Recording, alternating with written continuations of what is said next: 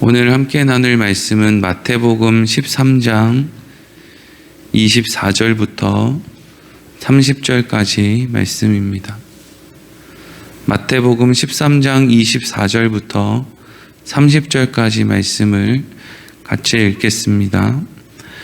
예수께서 그들 앞에 또 비유를 들어 이르시되 천국은 좋은 씨를 제 밭에 뿌린 사람과 같으니 사람들이 잘 때 그 원수가 와서 곡식 가운데 가라지를 덧뿌리고 갔더니 싹이 나고 결실할 때 가라지도 보이거늘 집 주인의 종들이 와서 말하되 주여 밭에 좋은 씨를 뿌리지 아니하였나이까? 그런데 가라지가 어디서 생겼나이까? 주인이 이르되 원수가 이렇게 하였구나. 종들이 말하되 그러면 우리가 가서 이것을 뽑기를 원하시나이까? 주인이 이르되 가만두라. 가라지를 뽑다가 곡식까지 뽑을까 염려하노라. 둘 다 추수 때까지 함께 자라게 두라. 추수 때에 내가 추수꾼들에게 말하기를 가라지는 먼저 거두어 불사르게 단으로 묶고 곡식은 모아 내 곡간에 넣으리라 하리라. 아멘. 오늘은 가라지의 비유라는 제목으로 말씀을 나누도록 하겠습니다. 오늘 본문의 말씀은 이제 사람들이 가라지의 비유다라고 그렇게 부르는 그런 제목을 갖고 있는 본문의 말씀입니다. 예수님께서 천국에 대해서 설명을 하시는데 이 가라지의 비유를 통해서 설명을 하고 있다 하는 것이죠. 예수님께서 천국을 설명해 주시는데 천국은 뭐 먹을 게 많아, 뭐 황금이 있어 이런 식으로 설명하시는 일이 없고요. 예수님께서 항상 천국을 설명하실 때는 비유를 통해서 말씀을 하시는데 예수님께서 천국을 비유를 통해서 설명을 하시는 이유는 천국은 어떤 장소의 개념이 아니라 우리 마음에 속한 것이기 때문에 그렇습니다. 여러분, 우리가 비행기를 타고 어디를 갈 때 1등석이 있고 또 가장 싼 아주 좁은 그런 이코노미석이라는 그런 칸이 있거든요. 그런데 우리가 생각해 보면 1등석을 타고 가면 제일 편하고 행복하고 좋을 것 같은데 원수와 1등석에 타고 갈래? 아니면 사랑하는 사람과 제일 좁은 이코노미석에서 타고 갈래? 라고 물으면 사람들은 사랑하는 사람과 제일 불편한 곳으로 가는 것이 더 낫다, 더 좋다 이렇게 이야기를 할 거예요. 천국이 아무리 좋아도 그곳에서 살아가는 사람들의 마음이 천국의 마음을 갖지 않으면 그곳이 아무리 좋다 한들 천국은 금방 실증나고 아유 저 황금 꼴보기도 싫어. 천국에서 주는 음식들 아유 맛없어. 이제는 더 맛있는 거 먹고 싶어. 아유 뭐 저기서 뭐 생명수가 흐르는 거 아유 이제는 그거 보기 싫어. 실증이 날 거예요.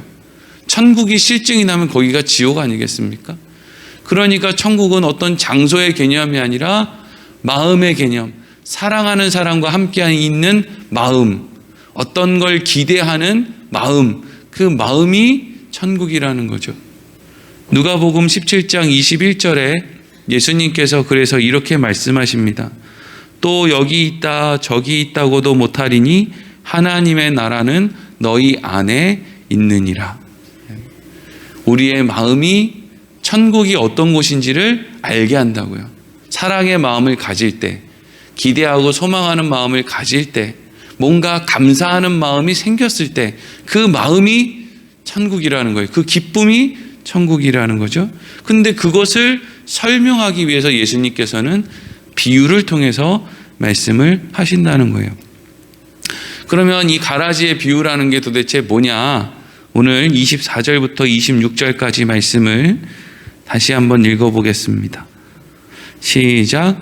예수께서 그들 앞에 또 비유를 들어 이르시되 천국은 좋은 씨를 제 밭에 뿌린 사람 같으리니 사람들이 잘 때 그 원수가 와서 곡식 가운데 가라지를 덧뿌리고 갔더니 싹이 나고 결실할 때 가라지도 보이거늘. 아멘. 어떤 밭의 주인이 자기 밭에 씨를 뿌렸습니다. 물론 좋은 씨를 뿌렸겠죠. 우리도 뭐 농사 지을 때 다 다 좋은 씨, 뭐 물 같은데 뭐 씨를 담궜다가 뭐 둥둥 뜨는 좀 이렇게 제대로 안 된 건 다 배제하고 잘 가라앉는 그런 씨를 다 뿌리지, 누가 뭐 그냥 생각도 없이 아무 씨나 뿌리는 사람이 어디 있겠습니까? 주인이 본인도 또 종들을 시켜서 좋은 씨를 자기 밭에 열심히 뿌렸다는 거예요. 근데 도대체 어떤 나쁜 사람이 어떤 뭐 나쁜 의도를 가지고 도대체 무슨 생각으로 그렇게 했는지 모르는데, 굳이 밤에 와서 사람들이 모르는 그때 그 좋은 씨를 뿌려놓은 밭에다가 가라지도 함께 뿌렸다는 거죠. 근데 여기서 우리가 생각할 것은, 좋은 땅에 주인이 좋은 씨를 뿌렸을 때 원수가 와서 가라지를 뿌렸다고 해서 좋은 씨가 가라지가 되는 건 아니더라는 거예요. 그냥 헷갈리게 만들고 또 어렵게 만들고 하는 건 있는데, 그렇다고 해서 좋은 씨가 열매를 맺지 못하고 뭐 망하고 막 이런 일은 없더라는 거죠. 어쨌든 그래서 처음에 씨를 뿌린 거에 대해서는 모르죠. 뭐 사람들이 좋은 씨를 뿌려놓고 거기다가 가라지 씨를 뿌리는 거니까 처음에는 모르는 거예요. 거기다 가라지를 뿌렸는지를 모르죠. 근데 시간이 지나니까 좋은 씨도 싹이 나고 가라지도 싹이 나는 거예요. 전부 다 어떤 건 좋은 씨다, 어떤 건 가라지다 이렇게 구분이 되면 좋을 텐데, 싹인 상태에서 이렇게 보니까 어떤 거는 이건 누가 봐도 가라지야 이렇게 보이는 그런 싹도 있는데, 어떤 거는 이게 좋은 씨가 만들어낸 싹인지 아니면 가라지가 만들어낸 싹인지 도대체 구분이 잘 안 되는 거예요. 이게 잡초인지 아니면 이게 무슨 뭐 다른 풀인지, 조그마한 순이 올라왔을 때는 뭔지 구분이 안 되는 거죠. 그래서 종들이 그 모습을 보고, 여기 누가 뭐 가라지 뿌린 것 같은데, 근데 어떤 건 구별이 되고 어떤 건 구분이 잘 안 되는데, 이걸 주인한테 얘기를 해야 되겠다. 그래서 27절부터 30절까지 말씀이 이렇게 이어지죠. 같이 읽겠습니다. 시작. 집 주인의 종들이 와서 말하되, 주여 밭에 좋은 씨를 뿌리지 아니하였나이까? 그런데 가라지가 어디서 생겼나이까? 주인이 이르되, 원수가 이렇게 하였구나. 종들이 말하되, 그러면 우리가 가서 이것을 뽑기를 원하시나이까? 주인이 이르되, 가만두라. 가라지를 뽑다가 곡식까지 뽑을까 염려하노라. 둘 다 추수 때까지 함께 자라게 두라. 추수 때에 내가 추수꾼들에게 말하기를, 가라지는 먼저 거두어 불사르게 단으로 묶고 곡식은 모아 내 곡간에 넣으라 하리라. 아멘. 종들이 주인에게 와서 보니까 누가 뭐 좀 장난친 것 같다고, 거기 가라지를 뿌린 것 같다고 그랬더니 주인이 원수들이 그런 것 같다. 원수들이. 근데 원수들이 지금 그런 일을 하는데, 그 일을 방금도 얘기한 것처럼 원수들이 그렇게 가라지를 뿌린다고 해서 애초에 뿌렸던 좋은 씨가 가라지가 되는 것은 아니라는 거예요. 그래서 주인이 뭐라고 하느냐, 지금 싹일 때 뭔가 구별이 잘 안 될 때, 그때 그것들을 뭐 어떤 거는 가라지니까 뽑아야지, 어떤 건 좋은 씨니까 그대로 둬야지 하지 말고 가만히 내버려 두면, 시간이 지나면 어떤 일이 일어나느냐, 나중에 풀이 계속 커가지고 열매를 맺을 때가 되면 가라지는 열매를 못 맺는다는 거죠. 근데 좋은 씨는 가라지랑 아무리 비슷하게 생겼어도 마지막에 열매가 맺힌다는 거예요. 근데 잘 생각해 보면, 좋은 씨하고 가라지하고 같이 자랐을 때 보통 그렇게 나쁜 그런 가라지 같은 걸 뽑아주는 이유는, 그걸 뽑아주었을 때 땅에 있는 영양분을 좋은 씨가 더 많이 받고, 또 공간적으로도 그렇고 뿌리를 내리기도 좋고, 하여튼 그 좋은 씨가 더 많은 열매를 맺으라고 사실은 중간중간에 잡초도 제거해주고 그런 거 아닙니까? 근데 이 주인이 지금 생각할 때는 무슨 열매를 얼마나 더 많이 맺느냐, 그래서 그걸 가지고 뭐 어떻게 내가 풍성하게 소출을 얻느냐, 여기에 관심 있는 게 아니고, 그냥 일단은 좋은 씨가 좋은 열매를 그냥 맺느냐 못 맺느냐, 그 양의 문제가 아니라 열매를 맺느냐, 그래서 내가 뿌린 좋은 씨가 맞느냐, 이걸 이제 확인하는 게 지금 중요한 것이지, 뭐 가라지를 미리 다 뽑아가지고 더 풍성한 열매가 맺히게 하라. 이게 지금은 목적이 아닌 것 같아요. 만약에 그게 목적이었으면 무리를 해서라도 가라지를 막 이제 막 다 뽑아가지고 더 많은 열매를 맺으려고 했겠죠. 그러니까 이 지금 주인의 목표는 더 많은 열매를 맺게 하려는 게 목적이 아니라 그냥 내가 뿌린 좋은 씨가 어떻게 열매를 맺었는지, 그 열매의 양이 중요한 게 아니라 내가 뿌린 좋은 씨가 맞는지 아닌지 그거를 지금 확인하는 게 관심사인 것 같단 말이죠. 그래서 종들에게 그냥 더 나중에 시간 지나면 뭐 많이는 가라지가 많으니까 뭐 영양분을 덜 받아서 많이는 열매 못 맺든지 간에 어쨌든지 간에 어쨌든 좋은 씨는 열매를 하나라도 맺겠지. 그러면 그때 돼서 씨를 맺은 좋은 나무는 다 한쪽으로 모아서 창고에 들이고 나머지는 태워버리면 돼. 이게 이제 가라지의 비유란 말이죠.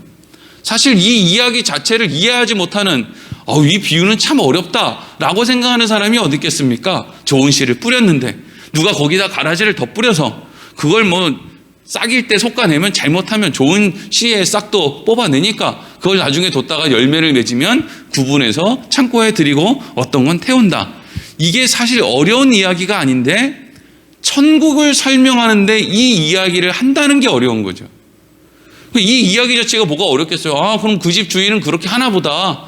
종들한테 그렇게 시켰나 보다. 이렇게 생각하면 이 이야기 자체는 하나도 안 어려운데 이게 천국을 설명하는데 천국은 이런 것이다 라고 하니까 뭐야? 천국이 도대체 뭐야? 이런 생각을 할 수 있게 된다는 거죠. 그러면 오늘 말씀의 핵심이 뭐냐? 오늘 말씀의 핵심은 알곡과 가라지가 열매를 맺기 전까지는 구별하기가 어렵다는 거예요.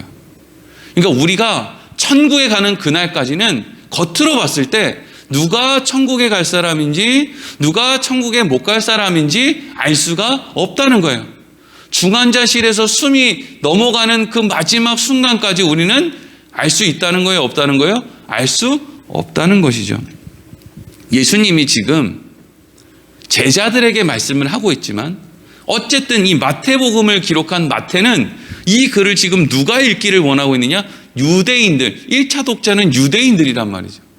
그러니까 예수님이 지금 말씀하시는 이 오늘 가라지의 비유를 가장 먼저 읽었던 사람들은 유대인들이에요. 그러면 여러분 유대인들이 생각했을 때 저 사람은 구원받은 사람일 거야, 저 사람은 구원받지 못한 사람일 거야 라는 기준을 무엇으로 삼았을까요? 가장 우선적인 것은 저 사람이 선민으로 불리는 유대인인가, 아니면 저 사람이 이방인으로 짐승과 같이 여겨지는 이방인인가, 이걸 가지고 사람들은 기본적으로 천국 갈 사람, 구원받은 사람, 그렇지 못한 사람을 나눴단 말이죠.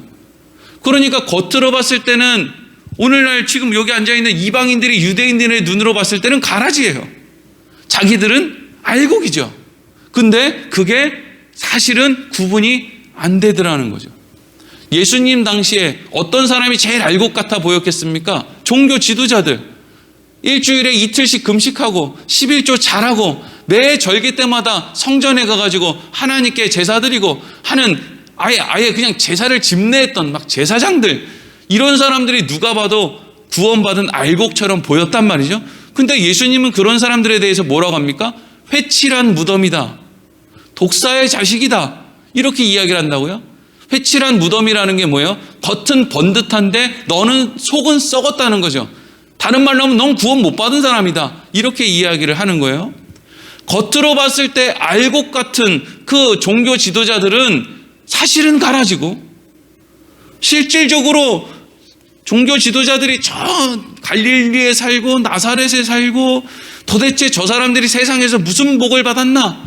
하나님을 잘 믿으면 복을 받아서 세상에서 풍요로워야 되는데 저 사람은 가난하니까 저 사람들은 저주받은 게 마다 라고 생각했던 그 갈릴리는 예수님이 찾아가셔서 그곳에 있는 사람들은 오히려 가라지처럼 보이는데 실상은 알곡이었다는 거예요. 그러니까 지금 겉으로 볼 때 저 사람이 알곡인지 가라지인지 구별이 된다는 거예요? 안 된다는 거예요? 안 된다는 거죠. 인간의 외모나 말재주나 행동이나 이런 거에 따라서 그 사람이 구원을 얻느냐 못하느냐 그게 결정되는 게 아니라 하나님의 은혜로 하나님이 그 사람과 함께하느냐 하지 않느냐, 하나님의 은혜를 베풀어 주시느냐 그렇지 않느냐, 이게 그 사람에게 있어서 구원을 결정하는 가장 중요한 것이지, 우리의 결단이나 각오, 우리의 행실, 이런 것들이 열매를 맺어내는 그런 근거가 되지 않는다 하는 거죠.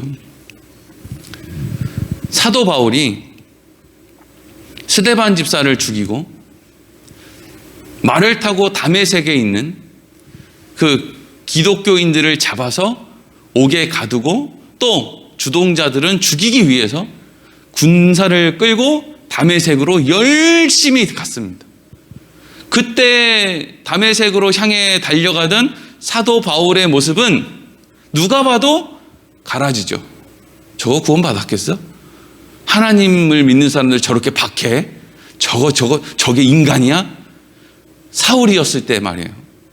근데 그곳으로 가는 그 길에 이 사울이 누구를 만납니까? 예수님을 만나요. 너 왜 나를 박해하냐? 제가 언제 주님을 박해했습니까? 야, 네가 지금 다메섹에 가가지고 나와 함께하는 사람들을 박해하려고 하는 거잖아. 그게 나를 박해하는 거야. 아이, 그래요? 거기 있는 사람들이 진짜 그랬단 말이에요. 예수님이 다메섹에 있는 사람들을 잡아서 죽이러 가는 그 기세등등한 사울을 만났더니 어떤 일이 일어납니까? 가라지같이 보였던 그 사울이 원래는 알곡이었다라는 게 드러나는 거죠. 하나님이 만나 주실 거다, 이게 드러났던 거예요. 그래서 사울이 예수님을 만났더니 누가 뭐가 됩니까? 바울이 되죠. 그럼 우리는 알죠. 아, 저게 가라지같이 생겼지만 저게 사실은 가라지가 아니라 알곡이었구나. 어떤 사람은 빌라도 같이, 빌라도 아시죠? 유대 땅에 파견되었던 로마의 총독 빌라도 같이 누가 봐도 가라지처럼 보이는 사람들이 있어요. 저건 그냥 가라지야. 그냥 로마에서 파송된 총리, 맨날 그 욕심 부리고 막 그러다 막 아이고 저건 그냥 누가 봐도 가라지구나. 근데 어떤 사람들은요, 저게 가라지인지 알곡인지 사도 바울처럼, 또 어떤 사람이 있어요? 예수님을 밤에 찾아왔던 니고데모처럼, 아리마대 요셉처럼, 이 사람들은 도대체 이게 알곡인지 가라지인지 애매하게 보이는 사람들이 있다고요. 근데 그 사람들이 나중에 시간이 지나고 보니까 뭐였다는 거예요? 알곡이었다라는 거예요. 어떻게 알곡이었다라는 걸 알 수 있죠? 하나님이 함께해 주시니까 그 사람들이 알곡이었다는 것이 드러나게 되는 것이요. 여러분, 이게 오늘날에도 마찬가지예요. 어떤 사람은요, 아예 우리가 누가 봐도 저기 어디 스님이 어디 무당이 이렇게 그냥 아예 그쪽으로 가시는 분들, 그분들을 향해서 우리가 저 사람들은 알곡이야, 이렇게 하기는 참 어렵죠. 기대하고 소망하고 뭔가 그래 돌아왔으면 좋겠다, 그런 마음은 생겼으면 좋겠다. 왜 그렇게 하시는 분들도 있으니까 그런 마음을 갖게 되는 사람들도 있는데, 대부분 우리가 경험하고 함께 이렇게 살아가는 사람들은요, 교회 안에 있는 사람, 교회 주변에 있는 사람, 그런 사람들이 대부분이란 말이죠. 그래서 그 사람들이 교회에 나와서 생활하는 걸 이렇게 보면은요, 저 사람은 예수님을 아닐까? 예수님을 믿는 사람일까? 아니면 어떤 사람은 저 사람은 하나님이 어떤 은혜를 주셔서 저렇게 또 하지? 이렇게 여러 가지 생각을 들게 하는 주위에 사람들이 있단 말이죠. 근데 오늘 말씀은 지금 무엇을 이야기하려고 하는 것이냐? 그 모든 우리 눈에 보이는 것을 통해서 그 사람이 구원받았느냐 안 받았느냐, 이게 결정되는 게 아니라, 중요한 것은 하나님이 그와 함께 하느냐 하지 않느냐, 하나님이 은혜가 그에게 임했느냐 임하지 않느냐. 그래서 그 사람 안에 결국에는 하나님을 사랑하는 마음이 생겨났느냐 나지 않았느냐, 이걸 통해서 우리가 구원받았느냐 그렇지 않느냐, 알곡이냐 그렇지 않느냐가 갈라지는 것이지, 겉으로 봤을 때는 예수님 당시의 종교 지도자들과 같이 그런 모습으로 열심으로 신앙생활하는 사람들이 없었다는 거예요. 그러니까 천국에서 가장 중요한 건 뭐예요? 하나님의 은혜를 아느냐, 하나님을 사랑하느냐, 하나님을 통해서 기대하는 마음이 있느냐? 이런 거죠. 그러니까 이런 마음이 있으니까 천국에 가니까 은혜를 나한테 베풀어 주셨던 그분과 함께 하니까 너무 기쁘고, 사랑하는 분과 같이 있으니까 행복하고, 나에게 그런 것들을 주신 하나님을 생각할 때 나한테 얼마나 또 좋은 걸 주실까라는 기대감을 갖고 있으니까 또 좋고, 거기가 천국이라는 거예요. 그래서 천국이 가라지 비유를 통해서 우리에게 예수님께서 전해주시는 말씀 가운데 있는 것이죠. 어떤 사람들은 이렇게 얘기하는 사람들이 있죠. 이런 식으로 이제 말씀을 전하면 이렇게 생각을 해요. 그러면 모든 사람들한테 은혜를 좀 주시고, 모든 사람들이 하나님을 좀 사랑하게 하시고, 모든 사람들이 하나님을 기대하게 만들어서 모든 사람들을 천국 백성으로 만들면 안 됩니까? 왜 어떤 사람들은 은혜를 주고 어떤 사람들은 은혜를 안 줍니까? 이렇게 생각하는 사람들도 있거든요. 근데 그런 생각이 드는 사람은 그냥 하나님 나한테 은혜를 주세요. 나도 하나님 사랑하고 싶어요. 이렇게 하면 모든 그런 고백을 하는 사람들에게 하나님은 은혜를 주십니다. 하나님 사랑하는 마음을 주신다고요. 근데 문제는 뭐냐면요, 어떤 사람들은 그런 마음 자체를 갖지도 않고 무슨 생각이야? 난 그런 거 할 필요도 없어. 하나님한테 은혜를 달라고 해. 하나님에게 사랑할 수 있는 마음을 달라고 해. 라고 하면 싫은데? 난 그 하나님의 하자도 듣기 싫은데? 난 근처에도 가기 싫어. 난 천국 가기 싫어. 난 지옥 갈 거야. 사람들이 그런다니까요. 그렇게 뭔가 누구는 왜 은혜를 주고 누구는 은혜를 안 줘. 나 그 불만이야. 그래? 그게 불만이면 너 하나님한테 은혜 달라고 해. 그럼 하나님 주실 거야. 달라고 안 한다고요. 안 한다니까요. 죽을 때까지 그거 입 안 벌린다고요. 그냥 꼬장꼬장하게 있다가 그냥 죽는단 말이에요. 하나님이 안 주시는 게 아니에요. 달라고를 안 해요. 마음이 없는 거예요. 그래서 원래 모든 인생들의 마음은 다 그래요. 모든 이 70억 인구의 마음은 다 그래요. 하나님한테 은혜 베풀어 달라고 하기 싫어요. 내가 하나님이 돼서 내가 사람들한테 뭔가 어깨를 으쓱대면서 은혜를 베풀어주면 베풀어줬지, 내가 하나님에게 은혜 받고 싶지 않다고요. 그래서 그렇게 딱딱하고 완악한 심령에 하나님이 은혜를 부어주시고 사랑할 수 있는 마음을 허락해 주시는 게 그게 은혜라는 거예요. 우리는 그런 걸 만들어낼 수가 없는 거거든요.